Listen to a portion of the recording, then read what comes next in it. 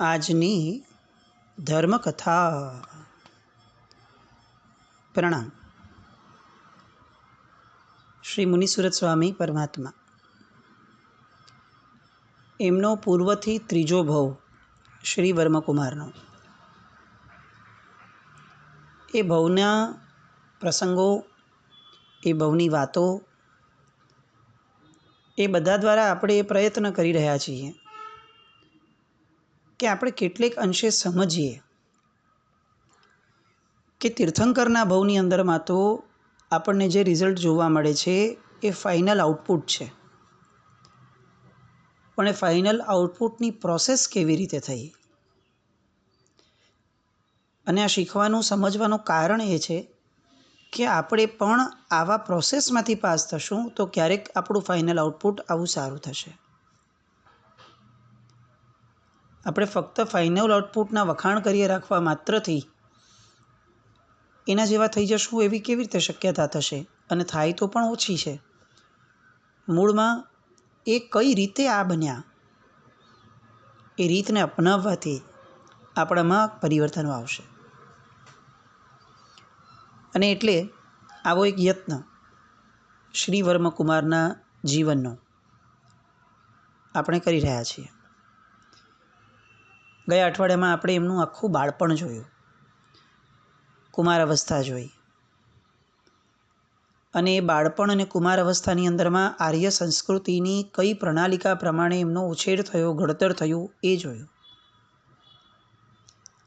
કદાચ આપણને એવું લાગશે કે એ તો બાળપણ અને કુમાર અવસ્થા હતી, પણ એવું નથી.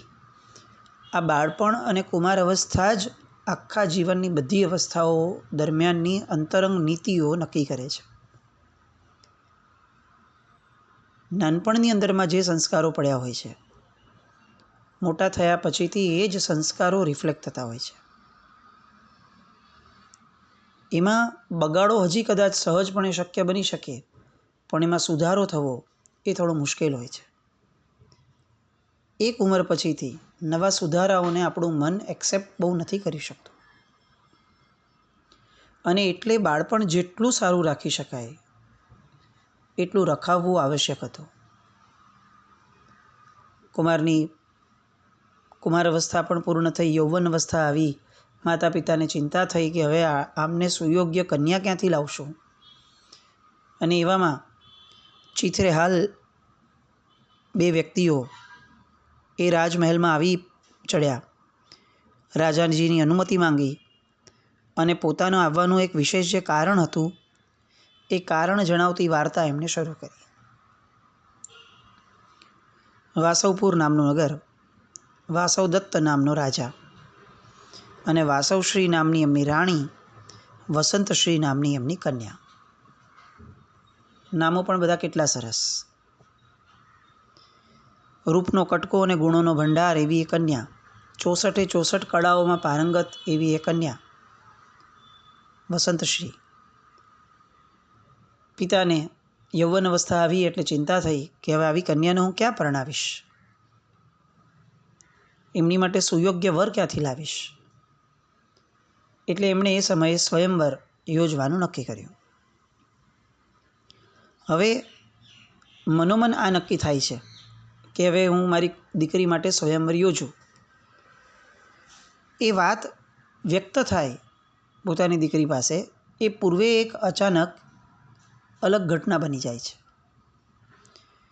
ઘટના એવી છે કે કુમારી વસંતશ્રી, એને એક નિયમ હતો કે રોજ ઉદ્યાનમાં જવાનું, અને ત્યાં કામદેવની મૂર્તિ હતી, મંદિર હતું એનું, એની વિધિવત પૂજા કરવાની. દર વર્ષે વસંત ઋતુમાં ત્યાં અષ્ટાનિકા મહોત્સવ પણ કરાવે. એમને અપૂર્વ શ્રદ્ધા હતી કે આ કામદેવની વિશિષ્ટ ભક્તિના સ્વરૂપે મને યોગ્ય વર મળશે. થયું એવું કે એકવાર આ ઉત્સવનો પ્રસંગ હતો એટલે દંતપુર નામનો એક નગર, એનો રાજસેવક, એણે આ કુમારી વસંતશ્રીને જોઈ, આભો બની ગયો.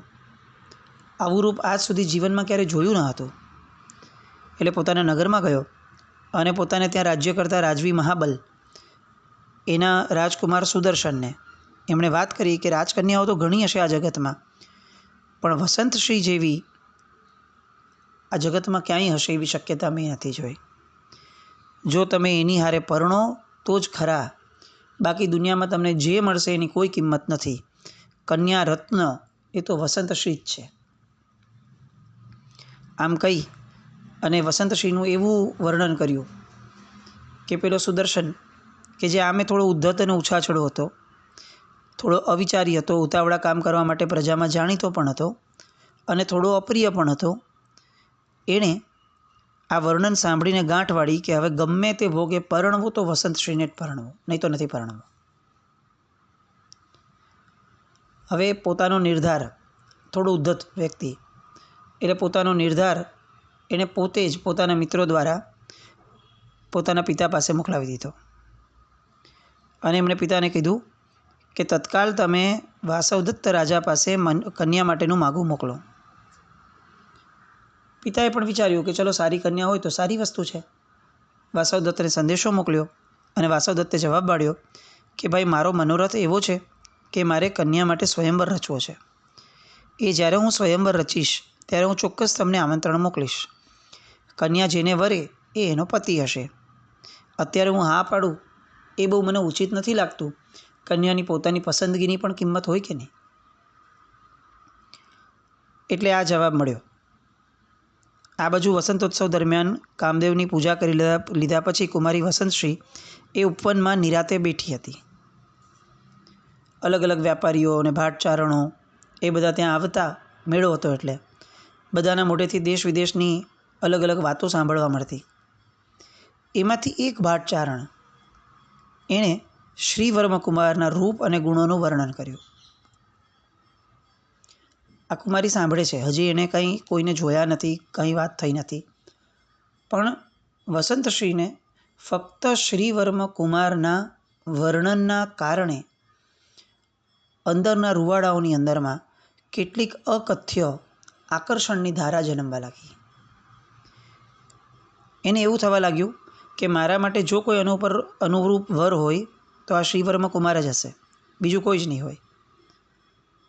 અને એ વિચારણા કરી અને કામદેવની મૂર્તિ સામે જુએ છે અને સહસા એ કામદેવની મૂર્તિ પર રહેલું પુષ્પ એ નીચે પડે છે. એટલે હવે અહીંયા વસંતશ્રીને મન દૃઢ નિર્ધાર થઈ ગયો કે મેં જે અત્યાર સુધી ભક્તિ કરી છે એના ફળ સ્વરૂપે જ મને આ યોગ્ય કુમાર મળવાની વાત, એનું સમર્થન આ ઉપરથી પડેલા પુષ્પએ પણ મને આપ્યું. એટલે મનોમન નિર્ધાર કરે છે કે હું પરણીશ તો આને જ પરણીશ. પોતાની આપતા સખી હતી વનશ્રી, એને વાત પણ કરી. એણે એક કામ કીધું કે એક કામ કરો, એક ચિત્રકારને ચંદ્રપુર મોકલો અને કુમારશ્રીનું ચિત્ર પણ આલખીને મંગાવી લો. એટલે અમારે ત્યાંથી એક કુમાર એ આપની નગરીમાં આવ્યો, રાજાને વાત ચાલે છે, અને આવી અને એણે આ શ્રીવર્મ કુમારનું ચિત્ર, આબેહૂબ ચિત્ર બનાવી લીધું. ચિત્ર લઈને પાછા આવ્યા. ચિત્ર જોઈ અને કુમારી તો અત્યંત અભિભૂત થઈ ગઈ, વસંતશ્રી, અને એણે ફરી ગાંઠને પોતે દ્રઢ કરી કે હું પરણીશ તો આને જ પરણીશ. સખીને એવું લાગ્યું કે આમ આપણે કન્યા છીએ, આપણાથી આવા ઉતાવળા નિર્ણય એકદમથી ન લેવાય. પેલા કુમારને તો પૂછવું પડે.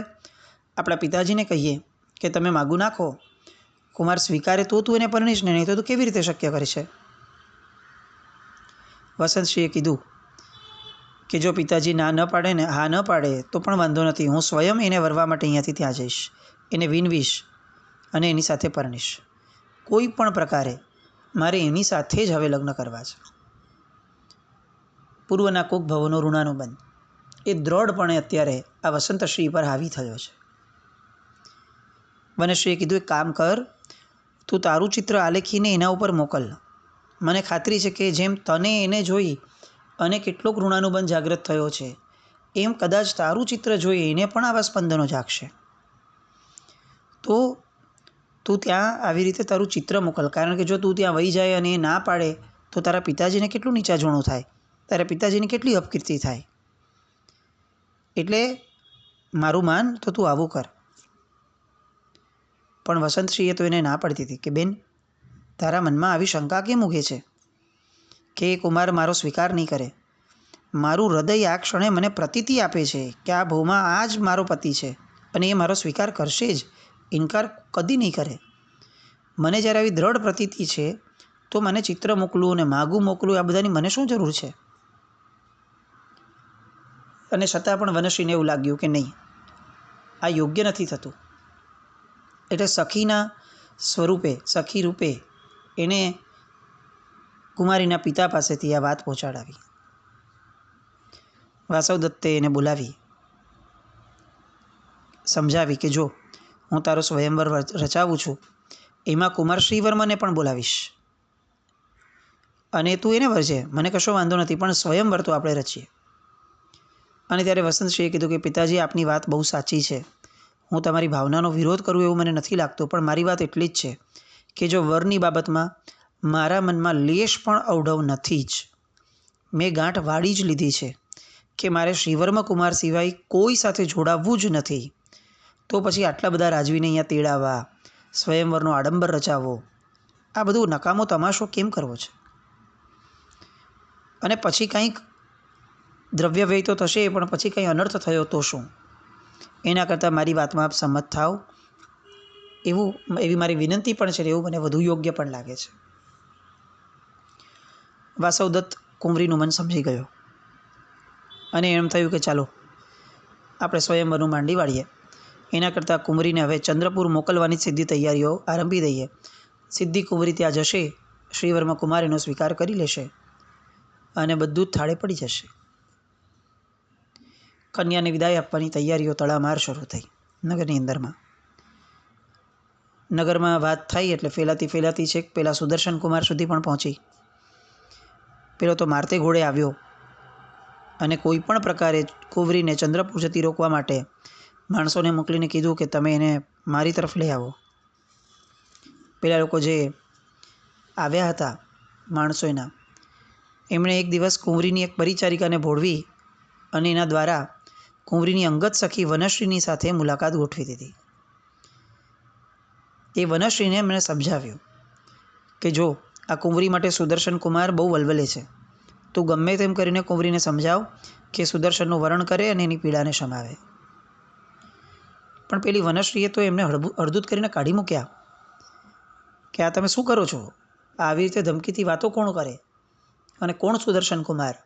મારી કુંવરી તો વરેલી છે, અત્યારથી જ મનથી વરેલી છે શ્રીવર્મ કુમારને. પેલા લોકોને એવું લાગ્યું કે હજી પણ કંઈક પ્રયત્નો કરીએ, એટલે એમણે કુંવરીને સિદ્ધિ વાત પહોંચાડવાનો પ્રયત્ન કર્યો. સિદ્ધિ કુંવરી પાસે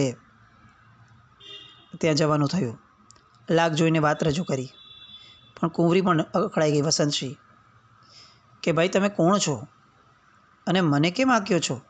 જો બીજું કોઈ બી હોત ને તો આ હકીકત કીધી હોત તો હું ઉખેડીને ફેંકી દેત અહીંયાથી.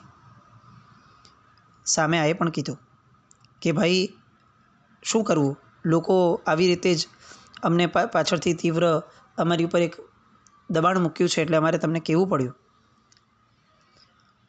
અને પેલા માણસો પાછા ગયા. સુદર્શનને સમાચાર પાછા મોકલી દીધા કે તમે જેની માટે ક્યારના તડપો છો એ વ્યક્તિ એ શ્રીવર્મ કુમાર તરફ અકળ ખેંચાણ અનુભવે છે. શ્રીવર્મ કુમાર એને હજી આ કુંવરીએ જોયો નથી, પણ એના પ્રત્યેનું જે ખેંચાણ છે એ ખેંચાણના કારણે જ એ એના તરફ આકર્ષાય છે. આ બધી વાતો થાય છે. ફરી એકવાર આ શ્રીવર્મ કુમાર માટે જે વાત સાંભળી અને સુદર્શનનો એક મિત્ર હતો એ મિત્રએ કહ્યું કે આપણે કંઈ પણ ઉતાવળિયું પગલું ભરીએ એ પહેલાં મને હજી એક દાવ રમવા દો. અને એનો એ જે ચતુર મિત્ર હતો એ મિત્ર આવ્યો, એને વનશ્રીને ફરીથી સાધી, વનશ્રીને કેટલીક લાલચ આપી અને વનશ્રી પાસેથી એણે એમ કીધું કે તું કોઈ પણ રીતે કુમારીને અમારા રાજકુમાર તરફ વાળી દે તો હું તારી 7 પેઢીને ન્યાલ કરી દઈશ. વનશ્રી હસીને કહે છે કે મારું કુટુંબ તો કુંવરીબાની મહેરથી કાયમ સંપન્ન જ છે, એટલે મારે કશી ચિંતા કરવાની જરૂર નથી. જેને દળદર ફીટવું હોય ફીટે, મારે કંઈ કરવું નથી. પણ આ જવાબ આપતી વખતે વનશ્રીના મુખ ઉપર એક હાસ્ય હતું. એ હાસ્ય શોધવાનું કામ પેલા મિત્રએ કરી લીધું. આ બાજુ રાહ જોતા હતા કે વનશ્રી કંઈક કરશે. અને કેટલાક ગુપ્તચરોને પણ ત્યાં રાખ્યા હતા સુદર્શનના. 3 દિવસ પૂરા થયા. રાજાએ આપેલો રસાલો, એ રસાલા સાથે વસંતશ્રી ચંદ્રપુર જવા માટે પ્રયાણ કરે છે. સેવકોને આ અંતરિયાળ વાત તો હતી જ. એ લોકોએ આ રસાલાને આતરવાની વાત કરી અને સુદર્શને હવે તરત નિર્ણય લીધો કે પોતાના ચતુરંગ સૈન્ય સાથે એ દંતપુરથી નીકળશે અને પોતે પોતાના પિતાને જણાવ્યા વિના જ કુંવરી જેવી પોતાના રાજ્યનો સીમાડો ઓળંગી લે ત્યાં જ એને આતરી લેશે. અને એ સમયે પેલા મિત્રને વિશ્વાસ હતો કે એની જે સખી છે વનશ્રી એ ચોક્કસ આપણને સહાય કરશે. એના હાવભાવ પરથી મને આવું લાગે છે. આખી વાત, આખી યોજના એ રીતે આગળ વધી. કુંવરી દંતપુરના સીમાડાને વહેલાસર વટાવી અને કુંવરીને પકડવા માટે પેલો રાજકુમાર આવી ગયો સુદર્શન. આ બાજુ કુંવરીને તો કંઈ ખ્યાલ જ નહોતો, કલ્પના પણ નહોતી કે આવું કંઈ થશે. એટલે ધીરે ધીરે પોતાના નગરનો વાસવપુરનો સીમાડો વટાવી અને શૂરપાલ નામનો રાજા જે પ્રદેશમાં હતો એ પ્રદેશની અંદરમાં એણે પ્રવેશ કર્યો. એ રાજ્યની નગરીનું નામ હતું ગુલખેડપુર. એમાં વજ્રાયુધા દેવીનું ચૈત્ય હતું. ત્યાં ઉદ્યાનમાં આ કુંવરીએ પડાવ નાખ્યો. પેલો સુદર્શન ત્યાંથી 2 ગાંવ દૂર જ હતો. કુંવરીને એવું લાગ્યું કે કંઈક અઘટિત થવાનું છે અને આજુબાજુની કેટલીક એની સખીઓએ કીધું કે ભાઈ એક આખો રસાલો ત્યાં પડાવ નાખીને ઊભો છે, બેઠો છે અને એ તમને અહીંથી લઈ જવાની વાતો બધી અહીંયા પ્રસરી રહી છે. અજાણ્યું નગર છે, અજાણી જગ્યા છે અને આવી રીતની વાત. એટલે કુંવરી થોડી ગભરાઈ ગઈ અને કુંવરીની સાથે જે કેટલાક અનુભવી વડીલો હતા એ વડીલોને એમણે સુદર્શન કુમારને ત્યાં મોકલ્યા કે ભાઈ તમે જરા જઈને જોઈ આવો કે કદાચ આવું તો કંઈ નથી થતું ને જે વાતો સાંભળવા મળી છે. એ જાસૂસી કરવા માટે જે વડીલો ગયા એમણે સાંજે આવીને કુંવરીને અહેવાલ મૂક્યો કે સુદર્શને ગુલખેડપુરના દંડનાયક દુશલને કહેવડાવ્યું કે રાજા વાસવદત્તે પહેલાં પોતાની વસંતશ્રી નામની કન્યા એને મારી સાથે વરાવવાનું નક્કી કર્યું હતું, પણ હવે આ કન્યા પોતાની જ આપમતીથી શ્રીવર્મકુમારને વરવા નીકળી ગઈ છે. એ કુંવરી અત્યારે તમારા પ્રદેશમાં તમારા રસાલા સાથે આવી છે અને હું એની પાછળ આવ્યો છું. એને હવે હું બળજબરીથી લઈ જવાનો છું. તમને આ એટલા માટે જણાવું છું કે ભૂલથી પણ તમે એનો પક્ષ ન લઈ લેતા અને અમારો વિરોધ ન કરતા. કારણ કે જો તમે એનો પક્ષ લઈને વિરોધ કરશો તો તમારા જે શૂરપાળ રાજા છે એનો મારા પિતા રાજા સાથે જે સંબંધ છે વર્ષો જૂનો સારો, એ સંબંધમાં ભંગ પડશે અને પછી જે પણ સર્જાશે એમાં તમે જવાબદાર ગણાશો. આ દુશલ દંડનાયકને આ વાતના સમાચાર મળ્યા અને એમણે સુદર્શનને કહેવડાવ્યું કે અમે અમારા જે પંચકુળો છે એની સાથે તમારી આ વાતનો વિચાર વિમર્શ કરવા દો. એ પછીથી આ વાતમાં અમને જે યોગ્ય લાગશે એનો અધિકૃત જવાબ અમે તમને આપશું. અને જ્યાં સુધી અમારા તરફથી તમને કોઈ ઉત્તર ન મળે ત્યાં સુધી તમારે આ વસંતશ્રીના રસાલા ઉપર કોઈ પણ રીતનો હુમલો કરવો નહીં. એ અમારી કડક સૂચના છે, કારણ કે એ અમારા નગરની અંદરમાં અમારા આશ્રય છે, અમારા રાજાના.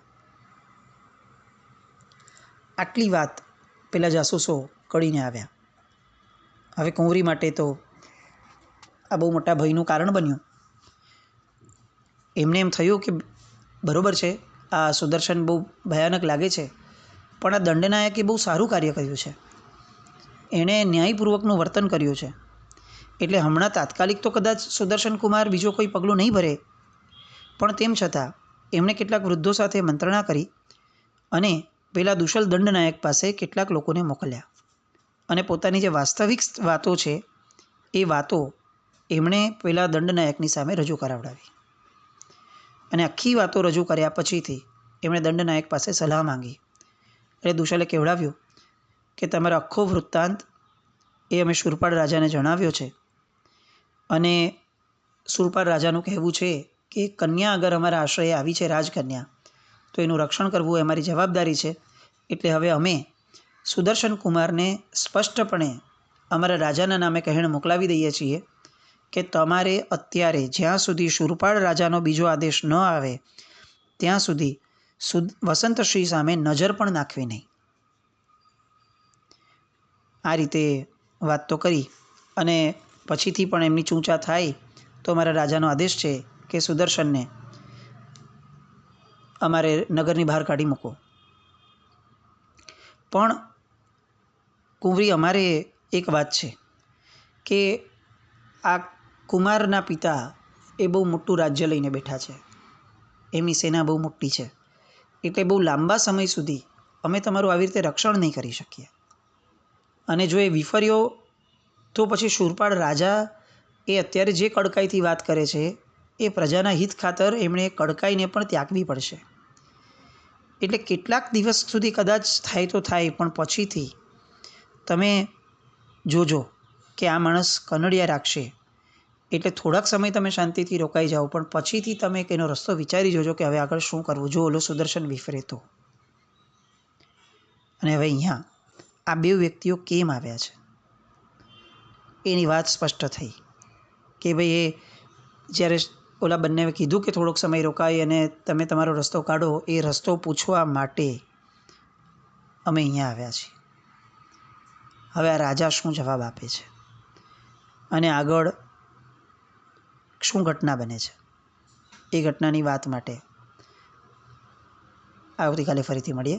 જીનાજ્ઞા વિરુદ્ધ કંઈ પણ બોલાય તો મિચ્છામિ દુક્કડમ. જૈનમ જયતિ શાસન.